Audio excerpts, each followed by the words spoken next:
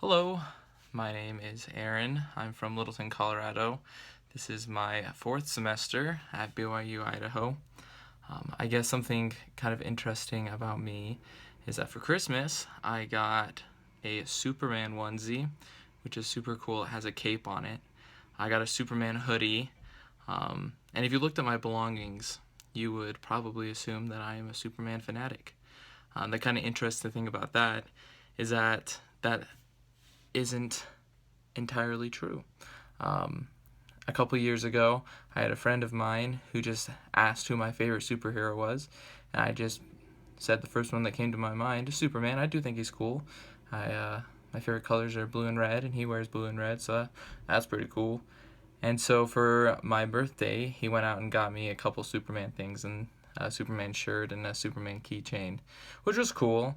But from that point on, everyone saw that I had this shirt and this keychain, and they assumed that Superman was my favorite thing ever. And so every year for Christmas and my birthday, I just get more and more Superman things.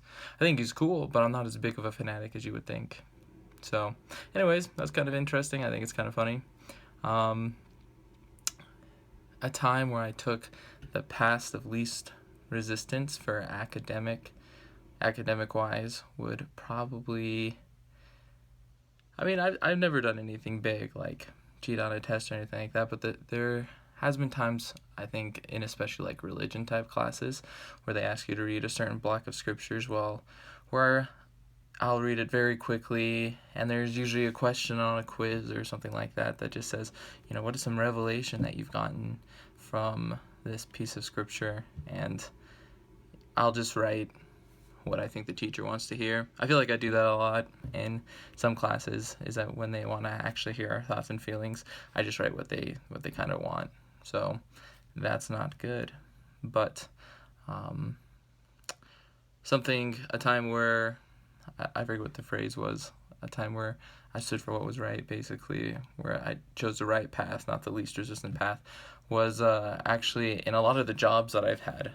For some reason, I've noticed in a lot of the jobs that I have is that there's a lot of people there, and maybe some of you have experienced this as well, but there's a lot of people there who want to get paid as much as possible for the littlest amount of work, and so they'll find the quickest shortcuts, the ways that they can get things done so they're not really done, but they appear to be done. And maybe in the long term, there's consequences for not getting those done correctly, but what matters is that they got that shortcut done and they don't have to do as much work.